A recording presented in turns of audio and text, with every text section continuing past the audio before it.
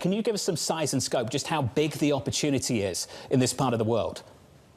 Yeah, Jonathan, thanks for the time and good morning to everyone. Firstly, I think, Jonathan, just a little bit of context, this energy concept, demand continuing to grow as the world's population grows and we continue to focus on lifting people out of poverty.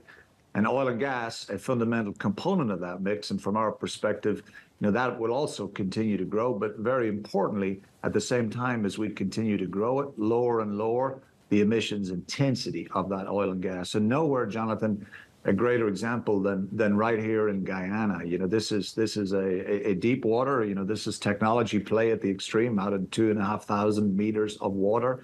And we've been extraordinarily successful in a very short time. You think about, today we're producing over 600,000 barrels a day. That's gone from 0 to 600,000 barrels in 4 years. And the average development time from when we discover a well to actually bringing it online and putting that oil in the market is less than 5 years. That's about half the industry average. So, this is a country that is blessed with fantastic rocks, the rocks that produce the oil, a great partnership, great supportive government policies. We're doing it with lower emissions. We're spreading the benefits across the country.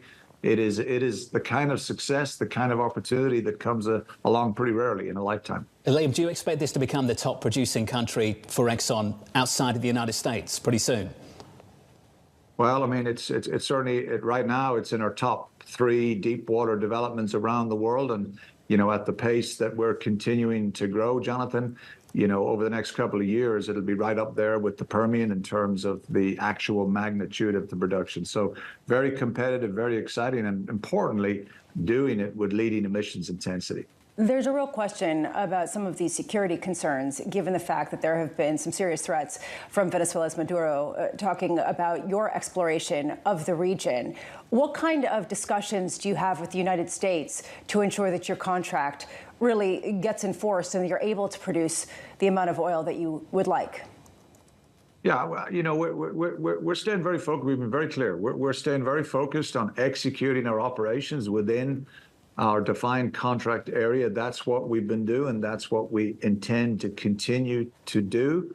And, as we talked about, this development has many years ahead of it, and we're not going anywhere. So, fundamentally, we're delivering and we're developing and we're continuing to spread the benefits to Guyana within our area of operations. The matter for discussion with the borders is really a government matter. Of course, we take the necessary precautions from an operational perspective, to the extent we can. But fundamentally, our focus is on doing what we say we're going to do, doing that within our approved contract area, and continuing to do that. And that's the reason why we're talking about this, is because Venezuela's president was talking about barring you from exploring certain waters, in particular, that it was talking about near Guyana, right off the coast, that it claims as its own. Are you planning on exploring those areas? Is this a point of contention that you're talking to the State Department, or is that not in your purview and you can continue with the production that you have planned without that? Yeah, those wells that got discussed are in our contract area. And we do plan on proceeding with them here in the coming years. But are you concerned about Guyana's ability to defend itself? It's not just the rhetoric from Nicolas Maduro. It's the fact that we have seen in satellite imagery him building up his own military on the border. Again, that's honestly a matter for the governments. Clearly, given the nature of operations, we're informed as to the nature of those discussions.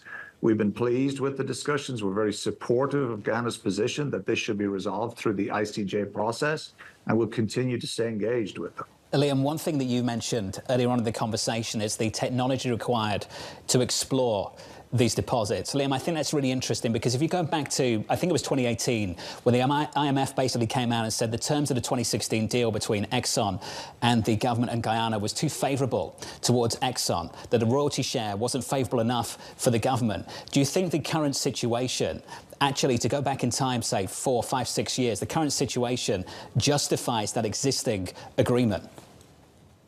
Absolutely.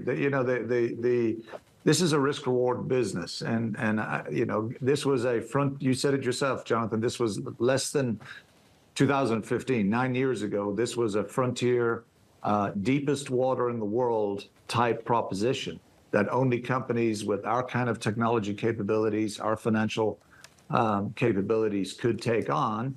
And the contract was appropriate for that risk. And as we've continued to explore, we are successful in parts of the block. We are not successful in other parts of the block. So this remains a frontier area that is still very early in its exploration and its development stage. So this type of risk reward is very appropriate for the nature of what we're doing here in Guyana. Liam, you've talked about developments like this helping countries like Guyana get out of poverty.